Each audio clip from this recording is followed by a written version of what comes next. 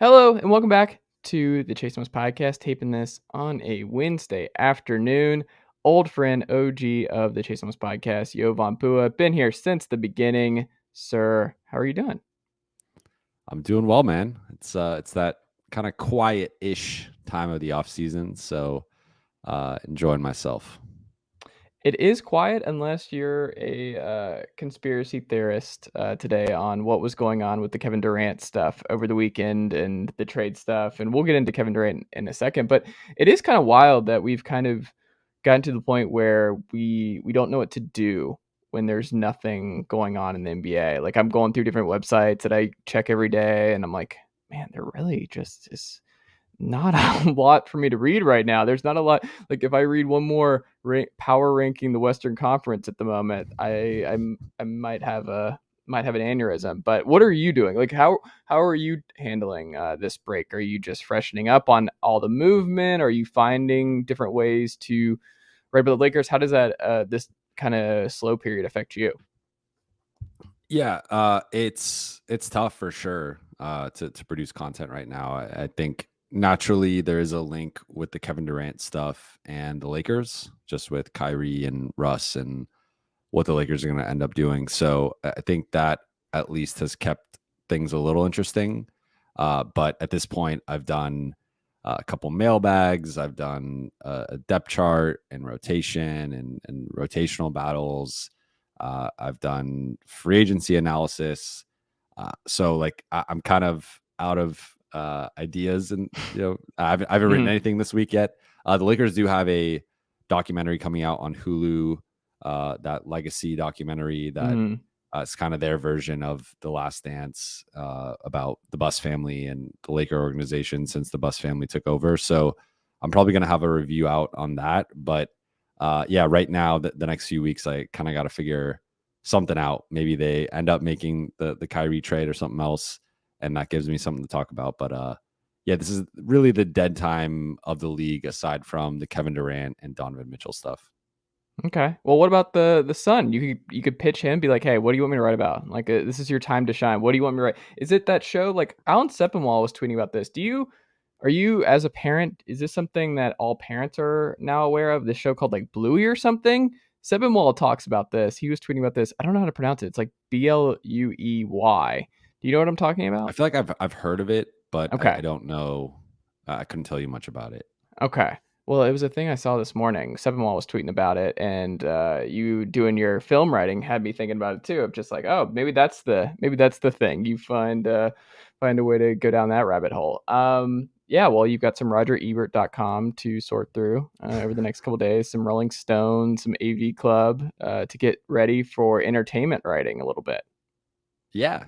I got the first half of the docs. I've been going through it, and it's pretty interesting. I think obviously the recent kind of comparison is Winning Time, for those who watch that on HBO, which was a bit of a sensationalized version of the first season of Dr. Buss and Magic, and them winning that first championship. So this gets into that and more. I think, of course, anytime it's coming from a team, there's going to be certain things that they don't touch on, or certain things. But I do think there's a good level of vulnerability here, and they go into like Dr. Buss dating a bunch of models and actresses, and kind of having a bunch of different girlfriends, and like going to the Playboy Mansion, and some of those things that like you wouldn't necessarily think they would touch on, and they do. Yeah. So so far I've enjoyed it, and I think if you're a Laker fan, I think you're going to love it. But even if you're a basketball fan, and just the palace intrigue of the Lakers and all the stars that they've had and everything, like I think it's going to be an interesting doc. When you threw out like the whole Kyrie thing still, do you think that's not completely dead? Like, that's still very much up in the air? Is it just waiting until what happens with Kevin Durant? You can't really do anything because it's like one of those things where Kyrie can't move until KD moves. Is that kind of where you're at with this? Yeah. I think, I mean, that's been the sense I've gotten really the whole time, is that KD is the first domino. And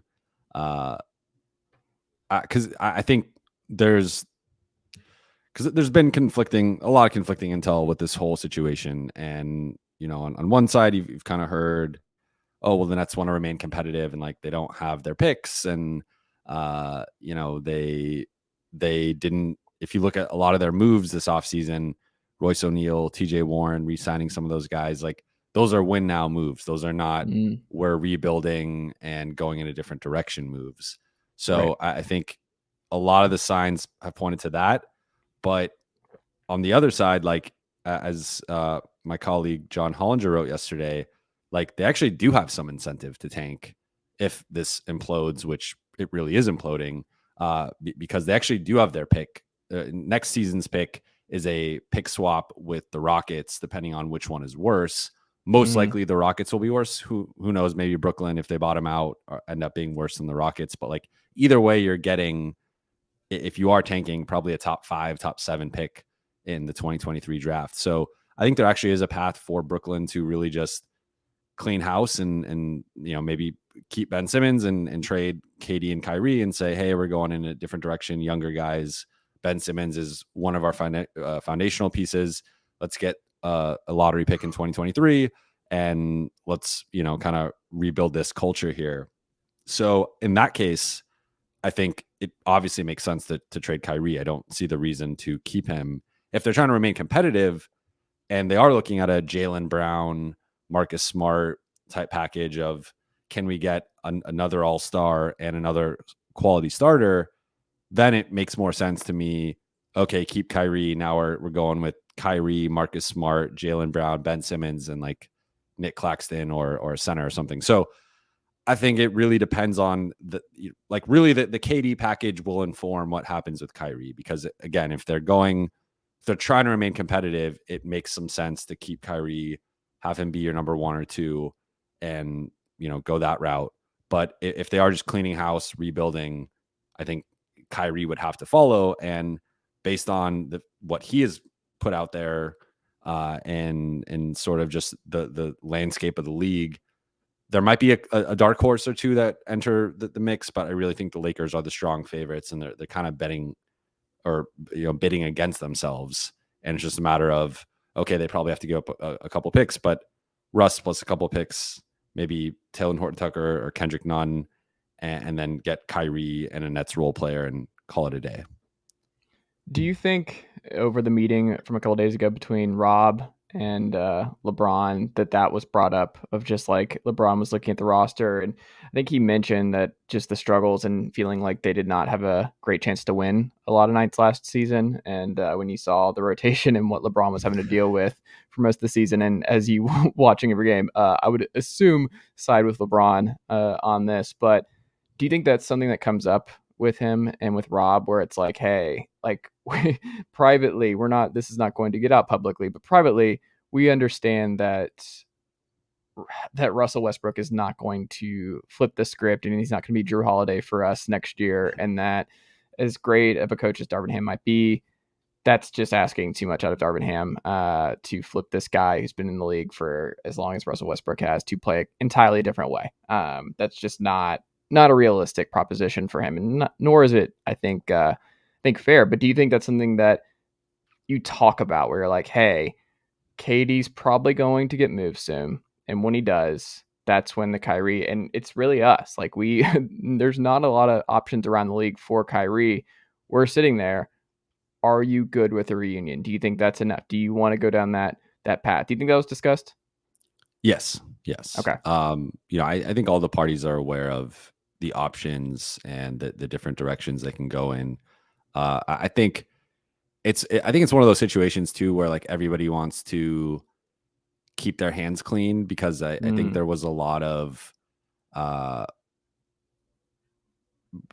finger pointing with the Russell Westbrook situation, and a lot of that ended up coming on LeBron and AD and Clutch and sort of, that they were the ones that really wanted Russ more so than the rest of the front office. So I do think this is one of those situations where optics matter, and everyone is trying to kind of keep their side of the street clean, and I think everybody wants the same thing. It's just kind of how they're going about it, and really trying to not leave any traces of like, a footprint of this person really pushed for this.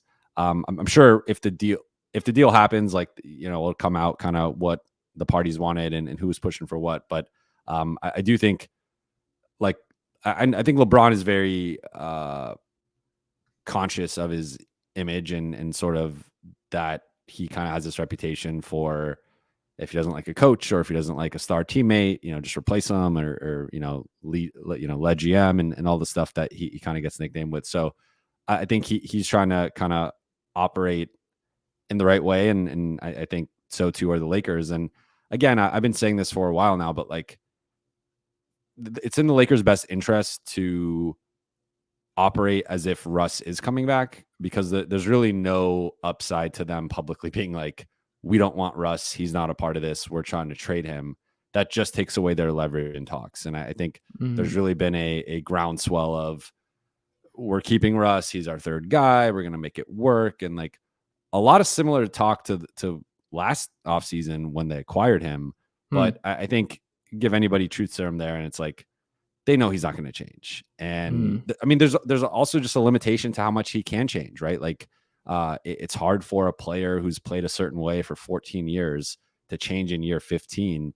And if Russ's jumper was going to come, it would have happened already, right? Like it just hasn't developed. And, if anything, it's regressed. And so I think, maybe there's ways to use him more effectively off the ball. Maybe there's ways to get him to buy in more, but why was he not doing that last season? And that's my thing. Cause I think sometimes Russ gets too much of the blame, where everyone's, all of last season was Russ's fault, blah, blah, blah. But then I think there's some people that are Russ defenders that will just say, we'll kind of make every other excuse of, Frank Vogel or the injuries or LeBron or this or that. And I'm like, well, where's the accountability from Russ of him making changes? Like the only change you can really say he made was like he had the ball in his hands less, but that's like the minimum change you make when you join a star trio. But like, what actual changes did Russ make to his game to accommodate LeBron and AD? Like AD played the second most center of his career and the most in LA last season. And that was part of one of the adjustments that they had talked about going into the season, was because of the spacing issues of having Russ at point guard, you can't really play a traditional center and AD and Russ. So AD's like, I'm going to play more center. AD did that. LeBron also played more center. LeBron played a lot of center last year. And LeBron was willing to kind of cede the ball to Russ at times. So like, I think those two guys made much more, many more sacrifices than Russ did. He did not hold up his end of the bargain. And even if like, it's one thing to underperform, but he underperformed and also did not make the changes he said he was going to make. Didn't even really try to make those changes. So I think the writing is on the wall. It's just a matter of, when do the Lakers execute a trade? I think they can get it done. They're probably gonna have to give up 2 picks. That's gonna most likely be the price that it costs to trade Russ. But I think right now it's a big game of chicken. Everybody's kind of waiting it out to see, what's the best move. What is the least amount we can give up to get something else. But I think you're gonna see it kind of ramp back up towards training camp in like late September, when I think these talks are going to start to heighten. Interesting. And I also just wonder, like, do you think coming out of that meeting, do you think LeBron's committed to retiring a Laker? Is that now done? Do you think he's feeling good and that we should see an extension coming soon for LeBron? No. Okay. So I think he's happy in LA, and I think he's going to end up signing some type of extension. Could just end up being like a 1+1 or something. I think there's going to be that flexibility to potentially leave to play with Bronny. So I think, maybe it's a wink situation, and we're going to get Bronny to the Lakers no matter what. And, maybe and that's the way he signs up kind of long term. But I think more realistic would be something like a 1+1. And he has that option of, if the Lakers aren't able to get Bronny, he can opt out and finish, play his last season somewhere else, wherever Bronny is. So I think it's not really a matter of him not liking the Lakers or wanting to go somewhere else. It's more of just, I think he really wants to play with Bronny, and I think he wants that optionality of, if it doesn't work out getting Bronny to LA, I can go somewhere else and make this historic situation happen. So I think the one way that could change, and that's where I'm interested in kind of the timing of his extension, because he can technically sign it, although his deadline is June 30th, 2023. So he has all of next, like Lakers can win the championship and he could sign the extension in that like 2-week window before free agency starts. So he has plenty of time to decide. I think it's in his best interest to really let this play out and see how the season goes, because I know that if they have a repeat of last season, or even 75% of last season, he's not going to be happy. And that would be the one scenario in which I think he considers potentially leaving, if he just views the basketball as like, Russ is coming off the books next summer, and they'll have some cap space, and like there are things they can do. So I think there's still a path to, like, maybe this upcoming season isn't the greatest, and then the following season they can kind of bounce back. But like LeBron's going to be in year 21, going to be turning 39. Like I think he really is focused on this upcoming season. So I think if this season is a disaster again, that's like the one path to him maybe considering leaving. But barring that, I think really the only thing that's going to get him to leave is Bronny.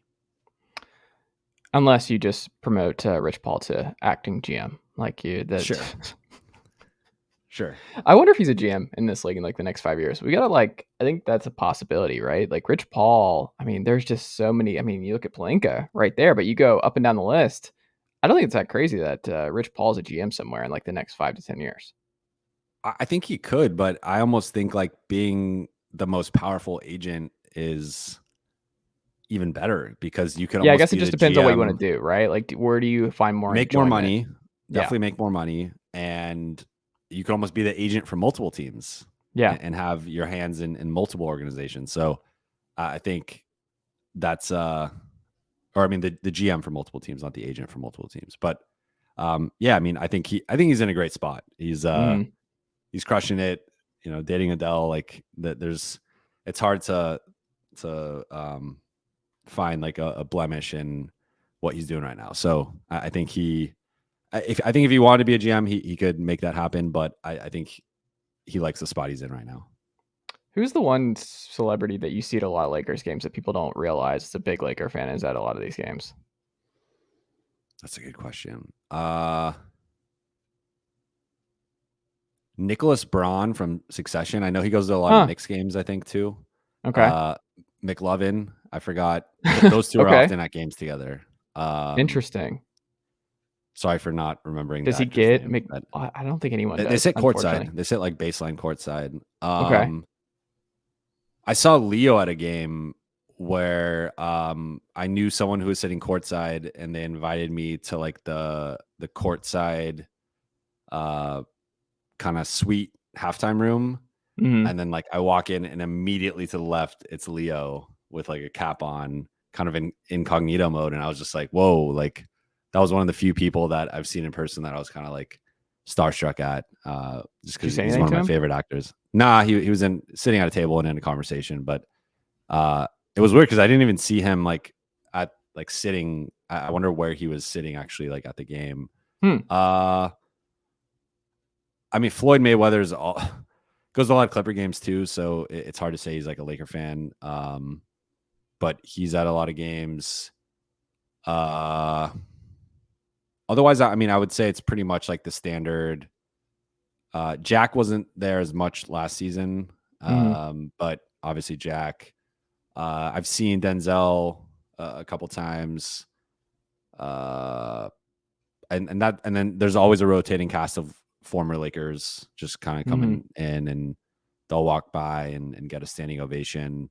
Who's your favorite former Laker to talk to?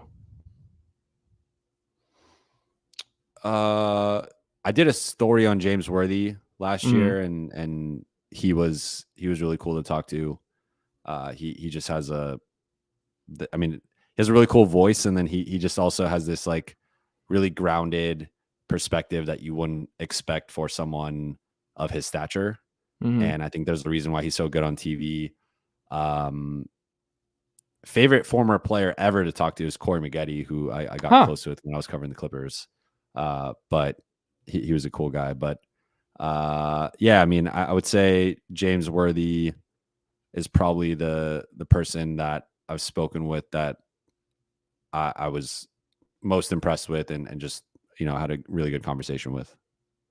I remember at a Clipper game I went to years ago now in LA, what was the guy from Workaholics? He was at the game and was like decked out in Clipper stuff, and I forgot his name. He had glasses.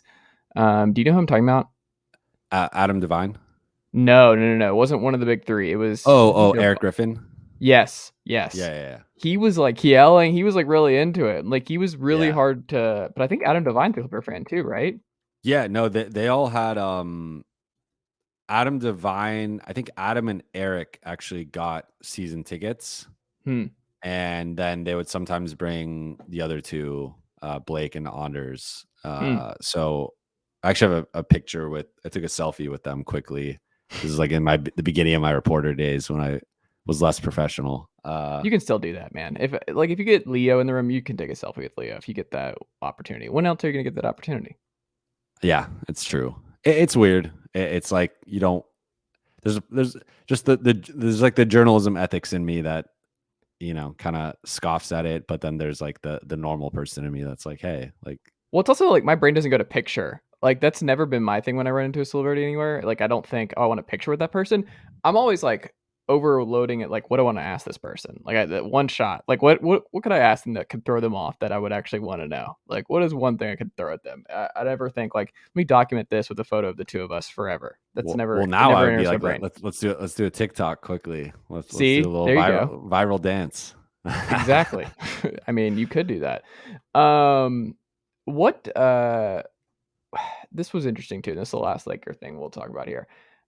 I thought it was interesting that they are now openly just saying the offense is going to run through Anthony Davis next year. Like this is Anthony Davis. That's where we're starting, and that is where we'll ride and die. Obviously, you talked to LeBron about that. You have that conversation. You're like, hey, to win, we need an Anthony Davis. But also, I think that's an easy conversation to have, right? Because you have one where Anthony Davis was the best player on the floor. Like that mattered. And I think LeBron, if you asked him, I wonder what he would say if you were like, hey, was Anthony Davis the best player on the Lakers during your title run? Like, was he the best? I would be curious to get what his actual answer on that was because I feel like he might say Anthony Davis. Um, but you look at that and you hear that and you know with what kind of style Darvin Ham has, is it like, are we going to see a Giannis type role in Milwaukee for AD? Is that kind of where they're going to go with this, where he's going to play the five, like you mentioned, primarily? And a lot of people were talking about Bryant and Jones, but it's like those dudes are missing so many games. Like it's going to be Anthony Davis playing a lot of five. Like it's just, yeah, it's great. Theoretical guys. If we could turn injuries off, and this is 2K, then yeah, that's fantastic. But it's just unlikely. Um, but what do you think that actually looks like on the court with Anthony Davis? Like, is that going to be all that different than what they've tried to do when he's healthy the last couple of years? I think so. There's part of me that's a little skeptical just because I feel like there's always this offseason talk Hmm. or kind of talk around training camp of like LeBron's going to play off the ball more and LeBron's going to have the ball in his hands less and he doesn't want to carry the same playmaking load. And then maybe they try it for a few games and then like game 5, game 10, it just goes back to the ball is always at its best, or a team is always at its best with the ball in LeBron's hands, and that's just how it's the gift and curse of LeBron. It's worked for 4 championships and multiple finals appearances, so like I think it's a pretty solid strategy for the most part. So I think I mean LeBron, like that. There's been murmurs of this for multiple years of like, I mean, that was part of the reason why they got Russell Westbrook in the first place was, Mm. they had the championship season, and the season after LeBron wanted some more playmaking help. They got Dennis Schroeder. That didn't work out. Then Who's they're still like, out let's there, by get, the way? yeah, it's still out there. And was kind of talking to LeBron on the Instagram comments and saying like he wants to come back. Then they got a better version of Dennis and Russ, or so they thought. I don't know if he was actually better last season. And so I think, to your point, I think there's like no one is Giannis, but AD's probably the closest thing to Giannis. Like I would say, again, like Giannis is almost like this weird AD LeBron hybrid kind of in a way. Like I mean, it's hard to compare him to anybody, but I think there are things you can do with AD that you did with Giannis, be it, using him as a roller, even having him do pick and rolls, inverted pick and rolls where LeBron is screening for him or Russ or whoever. I think to your point though, they probably have to start. I think they're going to start Thomas Bryant at the 5 and when he's available and healthy, uh, and have him in that kind of Brook Lopez role of just basically, set screens around the top of the arc, spot up, be a catch and shoot guy. Like, you basically are a stretch 5 and just stand behind the 3-point line and let AD operate inside the paint and on the block. Of course, the spacing gets a little tricky with Russ where, he's just not going to be guarded at the 3-point line. And there's always going to kind of be that one help defender lurking around the paint. But I think with AD that you're probably going to see some more pick and roll stuff. The Lakers have always kind of been weird with like just probably not running as much pick and roll stuff with AD as they should. And, he's just such a dangerous weapon of like, he can pop, he can roll. He can, find guys. So like, I think there's more playmaking stuff they can unlock with him. He's a pretty underrated passer for a big. I think you can run the offense through him in the high post in kind of the mid elbow and stuff. But I'm a little skeptical. And I think at the end of the day, it's LeBron. It's a LeBron team. And LeBron's always going to be the point guard and the primary ball handler. So I think you could run more of the offense through AD, but I'm skeptical that like AD's usage is going to be, maybe his usage ends up like slightly higher than LeBron's, but I would be surprised if there's like a big difference and like all of a sudden AD is the primary ball handler or like point forward and LeBron doesn't have the ball in his hands. If anything, this makes it worse for Russ, I think, of just more, AD having the ball more and like less Russ initiating things. But who knows if Russ is on the team? Still a lot to be decided in Lakerland, I would say. We're not even close to the start of the regular season. I think you a know what? lot can change. I actually have a lot to write about. I changed Yeah. my mind. Well, that was what this podcast is for. Just kind of we're working it out. We're working out the juices here. In terms of Kevin Durant, so Ian Begley of SMY had this today where Durant sees Boston as his desired landing spot, but he would also, you mentioned Marcus Smart. He wants to play with Marcus Smart. So that makes it complicated if Marcus Smart is requested from Sean Marks and the Brooklyn Nets on this front. It's clear that something's going to happen. The fact that Kevin Durant pushed for both Steve Nash and Sean Marks to be fired just to keep him to stay is more of just like, I'm going to cause more problems publicly, so please trade me. Like, please get me out of here so I don't have to keep doing this. And that I don't, because I think Kevin Durant knows, and I think he knew that they were not going to do that. That is not how you do business. That is not, you do not want to set that precedent as an organization that you're going to bend in that way where you would literally, like, no one's going to want to coach for you. No one's going to want to be your GM going forward. Like, that's just a recipe for disaster long term. So Kevin Durant knows that and knows that was not going to be the case. But it just amples up the pressure. Boston, though, now, I mean, you're so close this past year, and you have Grant Williams, friend of the pod, Tennessee legend, Grant Williams, saying that they were better, but just not as disciplined as the Warriors in that series. And, they're close. And I would be so conflicted if I were Brad Stevens about this because Jaylen Brown is the lead piece in this, right? Like there's no question Jaylen Brown is the starting point if you're Brooklyn.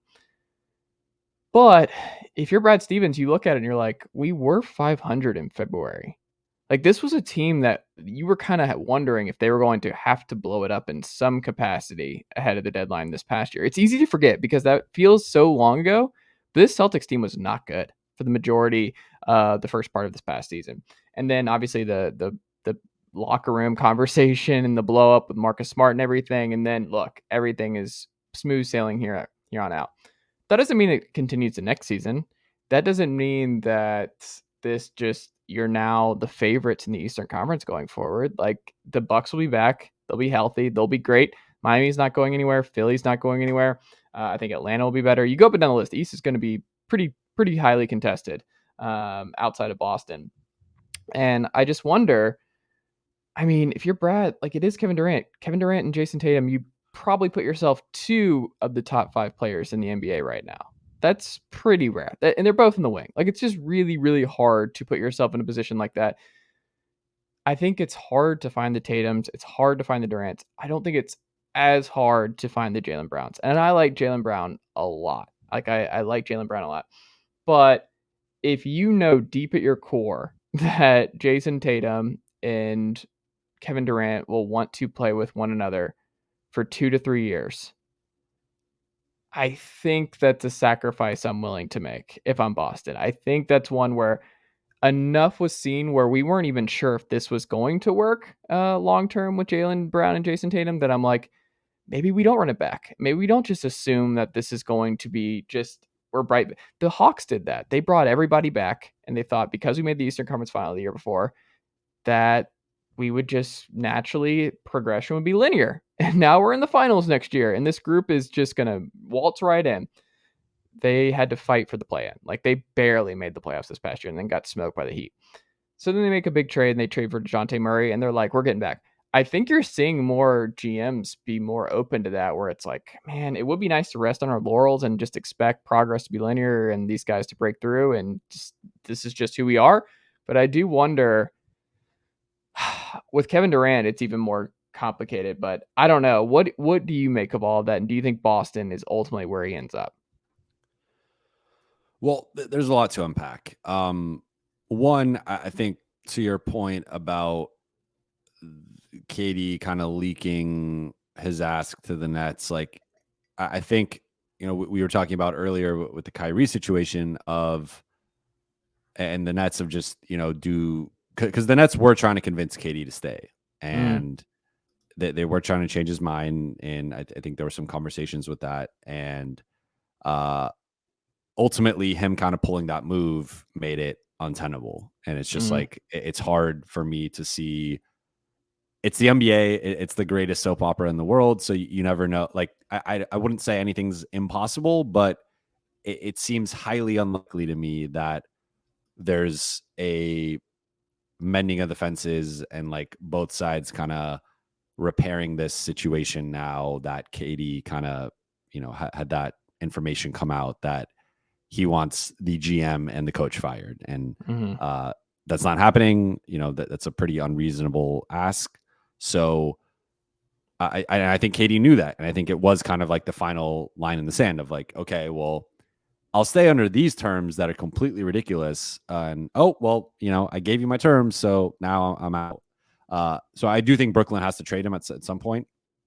Now, for Boston, I think, as you were saying, to me, and it might sound a little blasphemous, but like Jaylen Brown is their second best player, but he might be like their fourth or fifth most important player, where I think obviously Tatum is the best and most important, but then like Marcus Smart and, defensive player of the year, and just the brand of defense he plays, that versatility to defend either backcourt spot and even into the front court a bit, like, and just the toughness and the swagger and like that energy that he has, like he is part of, that defensive identity. And again, Jaylen is an all-star level guy. Like, I'm not trying to knock him at all, but I just think he's probably the most replaceable of like their key guy. Cause even again, Al Horford, like it's really hard to find guys, centers who can pass the way that he can pass, shoot, even defend like a Giannis or, wings in the playoffs, like, or Robert Williams, like just that archetype of player, of a rim running, rim protecting, mobile, athletic guy like that. That's really hard to find. Like Jaylen Brown, the athletic swingman, is a coveted position, but you are upgrading that in the KD trade. And, sure, maybe he's not the defender right now that Jaylen Brown is, but I think there's a huge gap between them offensively. Like, I don't care what, might only be a few points per game or whatever, but like there's a massive gap in terms of shot creation, in terms of just shot making ability, catch and shoot, pull up, ball handling, passing, playmaking, all that stuff. Like, to me, there's a giant gap between the two. And I think Jaylen Brown's gotten a lot better in those regards. But to me, it's like, if there's any way to do the deal and you keep Marcus Smart and it's just Jaylen Brown, you keep like your core guys. So Horford, I mean, obviously Tatum is off the table, but like you keep Smart, you keep Horford, you keep Williams. It's Derek White, or maybe you're flipping Malcolm Brogdon, even though I forgot the rules on like when you can retrade a guy you acquired in a trade. Maybe you can't include him, but whatever it is, if it's Jaylen Brown plus another player, plus however many picks have to be included to get it done, like I would do that in a heartbeat. Now, if you're saying Marcus Smart, it's tougher for me because now it might be like your second and third best or your second and fourth best players. And I do think it kind of compromises your depth to the point that, like, I don't know if Malcolm Brogdon and Derek White are just replacing Marcus Smart. Like, I think there's just some intangible stuff that he has that is really irreplaceable. So who knows? Maybe Patrick Beverley becomes available out of Utah, and like you sign him as like Marcus Smart light, and he could provide 60-70% of that. But I think there is like an element of just, I really would like Marcus Smart is where it becomes muddy for me, but I still think I'd probably do it just because I think like Tatum and Durant together is like, it might be the most like that's like right there with Kawhi and PG and like, I mean, Jordan and Pippen, like I don't, maybe not quite we there. don't see this very often with you just don't see with like two Tatum's alpha age. top 10, arguably top 5 guys. I mean, LeBron, Wade, like, but different types of like these guys are different.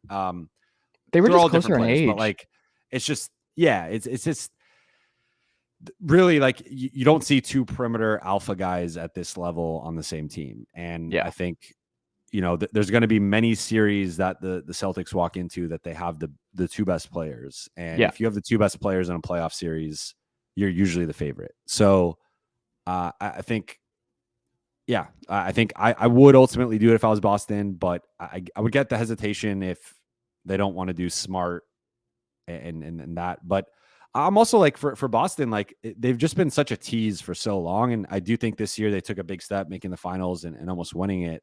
But like, I just think there is the chance that they end up playing it safe and like nothing, they never won a championship. And we look back like 5, 7, 10 years from now, and we're like, that's like one of the ultimate what if situations is the whole Boston situation with Tatum and just all the potential they've had through the years with Kyrie and Gordon Hayward and Horford and now this run. And like, you just never know when you're actually going to win a championship. And I think, yes, it shortens their window for sure, right? Like just, there's only so long Kevin Durant's going to play, and Jaylen Brown's going to have a longer career than Kevin Durant, most likely from this point on.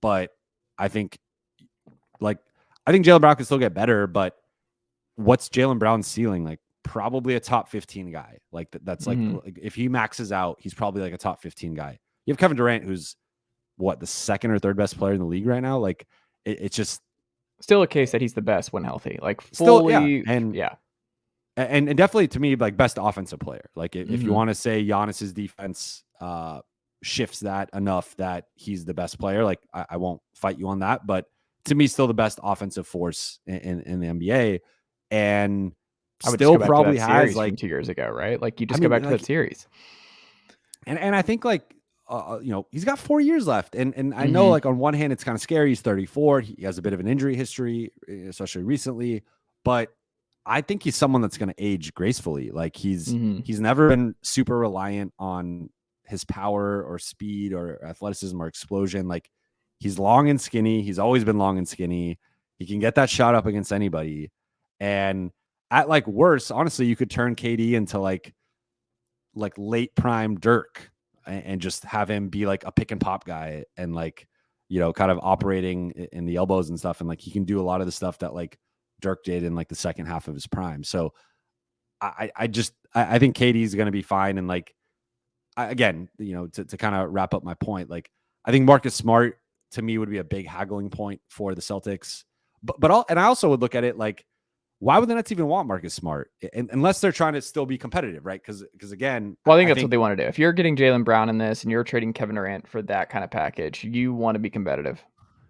Yeah, I mean, I guess I think there's something to like having Jaylen Brown and Ben Simmons. You have a couple guys in their mid-20s that like if you put the right pieces around them, I think you could be like you probably obviously you take a step back next season, but 2 seasons from now, if you make the right moves and put the right pieces around those guys, like you could have a playoff team at a minimum. And if Ben Simmons continues to get better, becomes a player we think he could be, Jaylen Brown takes another step, like you can do a lot worse than a Jaylen Brown, Ben Simmons 1-2 combo. Like I still think you probably need that one alpha guy that kind of knocks those two down the pecking order. And maybe you find that guy in the draft. Who knows? Maybe you get lucky and get the number 1 pick. And I guess technically you could also just reevaluate, like swap, but yeah. And I think Marks deserves the benefit of the doubt, right? Like he did this with a nothing roster and dealt one of the worst hands in basketball when he took that job originally, got him to the playoffs. Kenny Atkinson in that group was just a really well put together group, and he turned Karis LeVert and all those guys into KD and Kyrie. Like part of it was just flipping that narrative and about where they were, and it was like, oh, we want to join up. Like that feels like forever ago, but you could do that all over again if Jaylen Brown and Ben Simmons are awesome and you develop these young guys and Nick Claxton becomes much like you can see the scenario where they can flip those guys. I think honestly, a thing that would help both sides, in my opinion, would be like wherever they're at in the negotiations and once they kind of get the structure of a deal, like if Marcus Smart is still a haggling point, like if I'm the Nets, I just say like, hey, okay, you can take Marcus Smart out, but whatever the current structure of the deal is, like I want an extra pick and an extra pick swap. And like, that's going to be a little bit of an over the top ask, but like, okay, you keep Marcus Smart, you keep your starting point guard, defensive player of the year.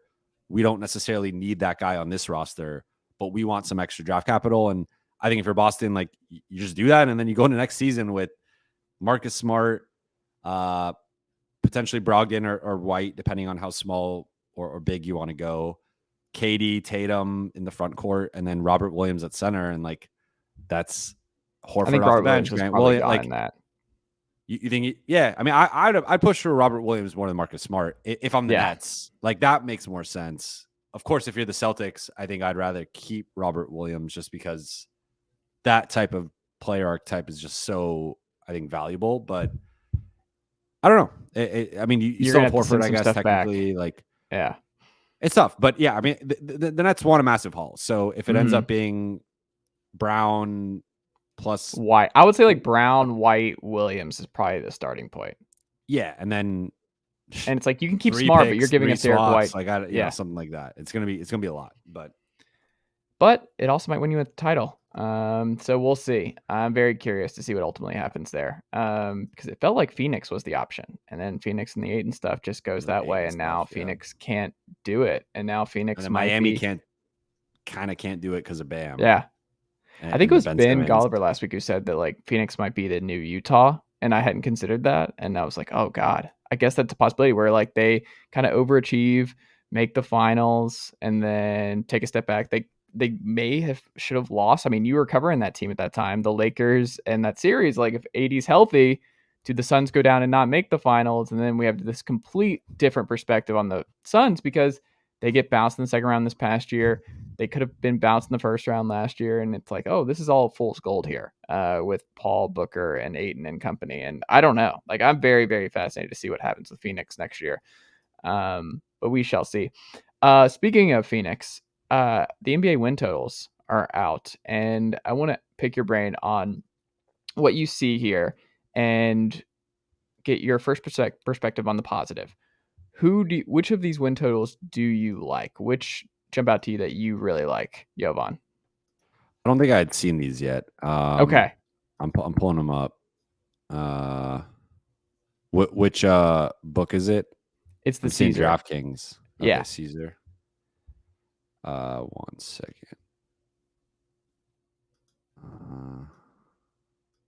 Okay.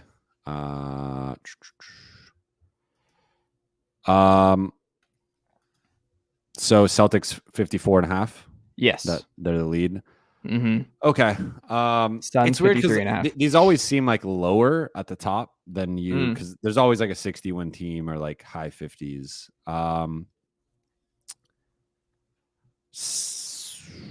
I think Warrior. Ooh, I like Clippers at 51.5.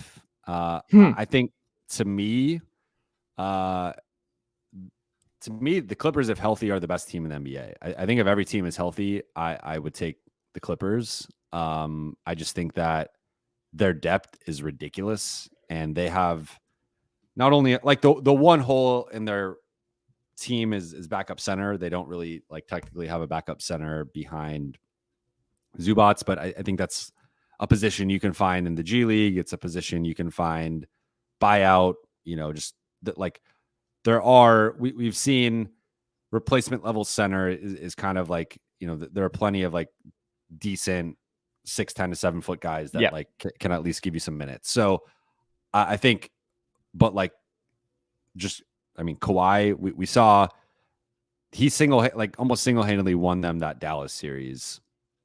Was arguably the best player in the playoffs up through that point before he got injured. I think Paul George had a really good year last year when healthy.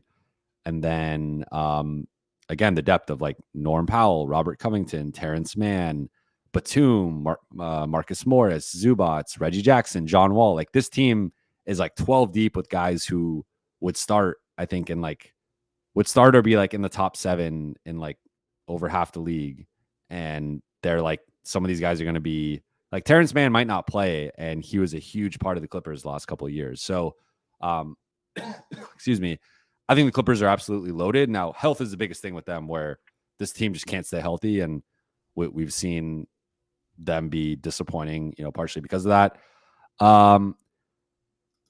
Let's see. I like the Nuggets at 49.5. I'm also high on the Nuggets coming back with Murray and Porter. I like the KCP pickup. I like the Bruce Brown pickup.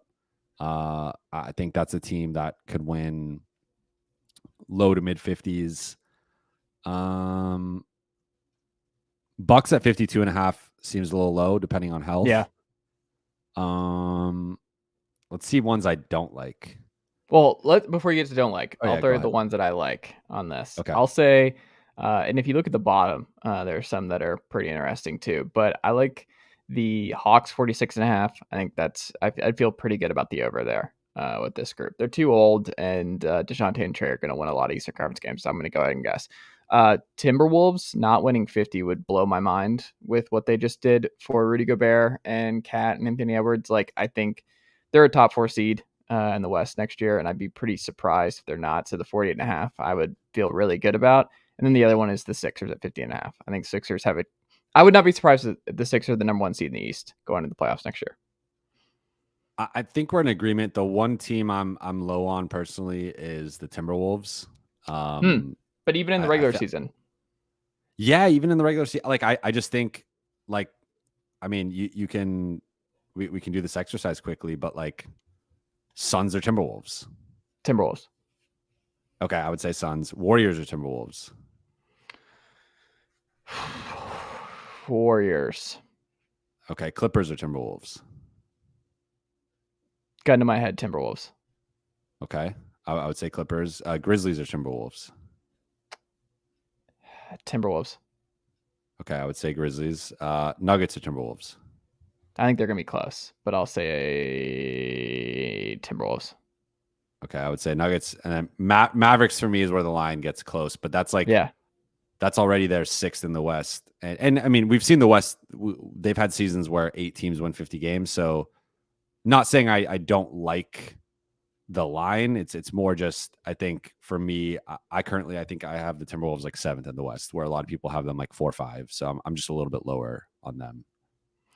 Anthony Edwards, I think, has a case to be like, he might be the best player in basketball in 2 to 3 years. I think he's 19 years old, and what he did in the playoffs last year was just preposterous. And I'm all in on Anthony Edwards. And with Gobert and what he's going to bring in the regular season, I just look at this group.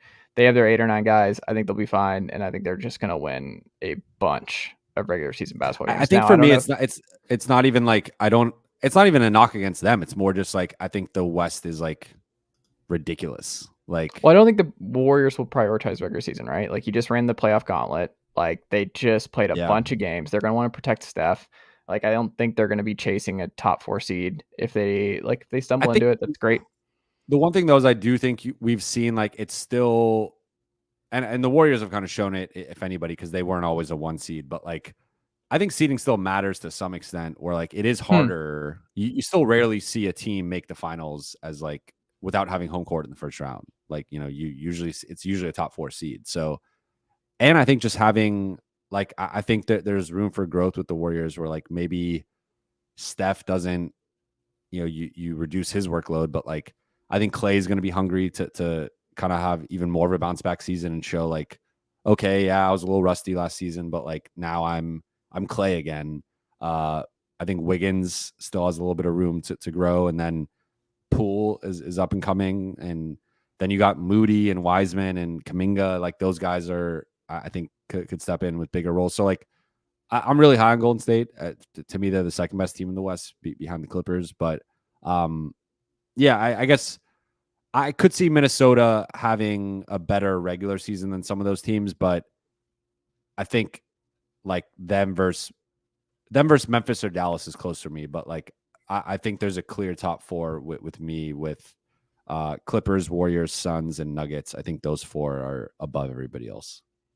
Interesting. I probably put my safest top 4 at Warriors, Nuggets, Timberwolves, and Mavericks. I would say are probably my comfortable top 4. Okay. Well, I mean, hey, you picked the Lakers to miss the playoffs last year, so I did, and you got some clairvoyance. I also picked the Raptors, as Ben Golliver reminded me last week, to win the finals before everybody else did 2 years ago or 3 years ago now. But I will say I think the Lakers make the playoffs this year. But we'll I'm see. not even saying that. We'll see.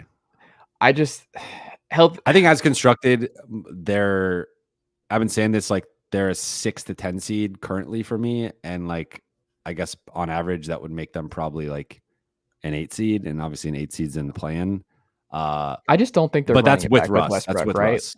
That's what I'm saying. I just don't they think that's can't. what's happening. I think They they're just can't. doing Like something. I'll if believe you when I put see it when they do Kyrie, 82 games of them. Yeah, you put Kyrie, I think that's a 4 or 5 seed. But right. And I just think even if it's not Kyrie, they do something else. I will be. LeBron will not allow it. Like LeBron's not doing 82 games of this back-to-back years. I'll believe when I see it on that front. The other way though, the other side of things. What numbers do you not like when you look at this one total? What jumps out at you don't like? as in like unders. Yeah, you're just like they're definitely winning less games. I mean, nets at 45.5 is. Yeah, that's. They I probably would got to hammer take that down, right? Like you can't be gambling on that right now, and everything's in flux because a lot of people are going to be throwing money at the under at this point. Yeah. Suns at 53.5 is a little high. Like I think the Suns can kind of go like one of two ways. Like I do think we've kind of seen this where, and not that it's even at like the level of like the '07 Mavericks collapse, or like, some of these teams that were highly touted that end up losing early. But I think they're at an interesting point where like you had the whole DeAndre Ayton situation. I think that certainly played a part in the playoff loss, and him getting benched in game 7, and just kind of the way that series went down. You now have a couple of heartbreaking like back-to-back losses of, first you were up 2-0 in the finals and probably should have won that series.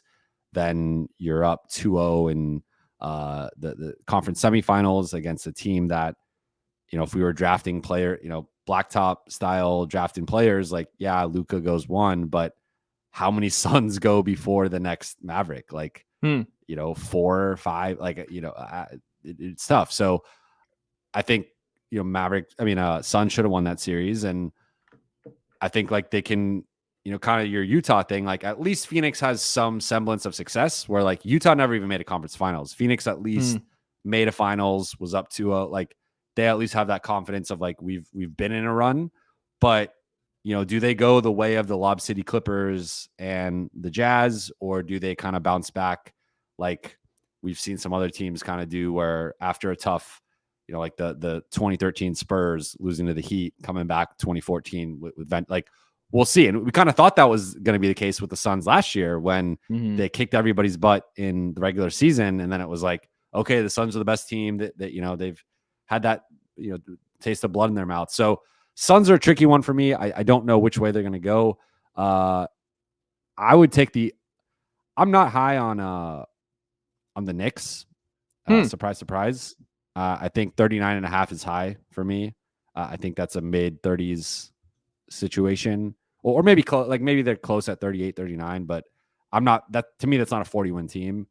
The Jazz at 32.5. I know that's technically with Mitchell right now, but that's another one that I think the Jazz are going to be arguably the worst team in the league next season. That's also weird. That went quiet. Like, we haven't heard a peep on the Donovan Mitchell thing. Yeah, and then the Spurs at 24.5 seems a little high. Like they got rid of DeJounte. Like they're going for Victor. They're all in on the Victor. They're tanking, and like when the Spurs tank, they go for like 12 wins. So I could see the Spurs under would be wild. Yeah. Kings at 32.5 seems a little low. I feel like the Kings could get like mid 30s, mid to high 30s, but I know we're talking about 30? Unders, but yeah, I would say for me, it's probably like Nets and Jazz really stick out as just with the uncertainty in those situations. But I'd also probably include Spurs and Knicks as two teams. I think I'll take the under. The other one the two I would throw out is Grizzlies 15.5. Jaren Jackson Jr. is out until what, January?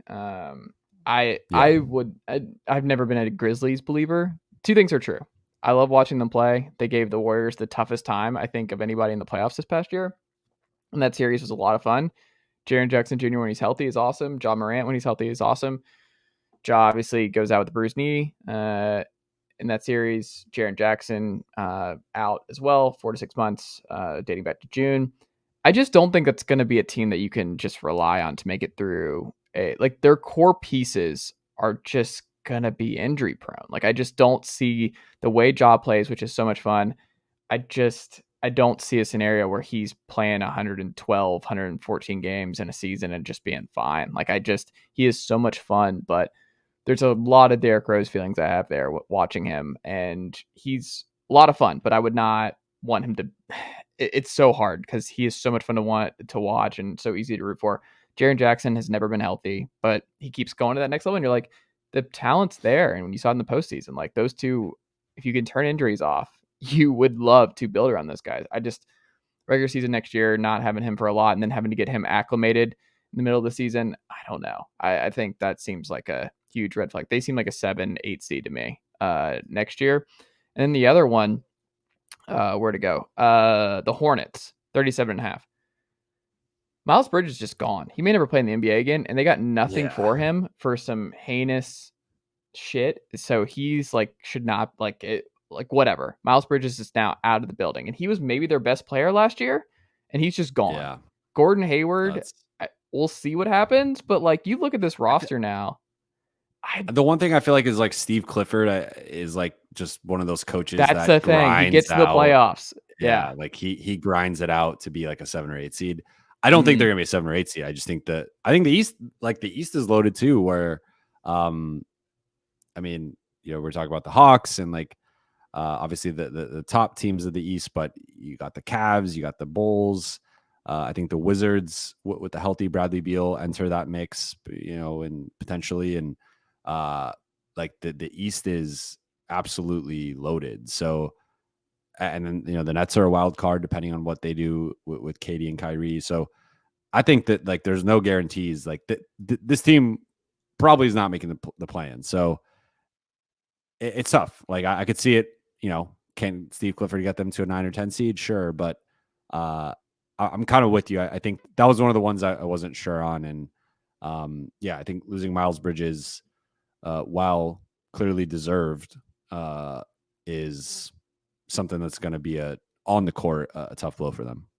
Yeah, because it's not like it's a trade. He's just gone, and you have nothing to replace him with. And I'm not a believer. I think something crazy happened with Harold this offseason too. But Yeah. Jovan, what can the good folks check out from you at theathletic.com this week? Well, so far nothing. Yeah. But if you are subscribed, be sure to keep tabs on the Lakers page. I will be having a review on the new Lakers Hulu documentary, so that'll be out soon. And then just be sure to check out my Twitter and TikTok and Instagram at Jovan Buha, Jovan Buha. And especially TikTok. That's the one I'm trying to plug. Doing some, been doing behind the scenes stuff and try to reply to comments and stuff. So get at me on TikTok if you're on there. When's Stargazing season 2 coming out? We are currently in the beginning stages of season 2. So okay, I would suspect fall, probably October, November. That was the Leo conversation. That's what you were hinting at. You couldn't divulge more when you're like, oh, I ran to Leo at the back. And that's actually what it was. It was getting ready for Stargazing. First guest. Yeah. Noted NBA lover and podcaster and all about it, Leonardo DiCaprio. I don't think he's ever been on an NBA podcast. Has he? I don't think I've ever heard. I've never heard an interview with him, really. I don't think I've ever seen him on a podcast. Right? I've seen like the press junket interviews, but like never a podcast or anything deep dive. No. Like I don't. Yeah, no. Maybe like a climate change one. But that would maybe it's never been his thing. Leo, don't be a stranger. Come on the pod. Talk with Jovan and I, or just go on Jovan's pod. Stargazing. Jovan Buha, thank you as always. I greatly appreciate it, my friend, and I will talk to you again soon. Sounds good.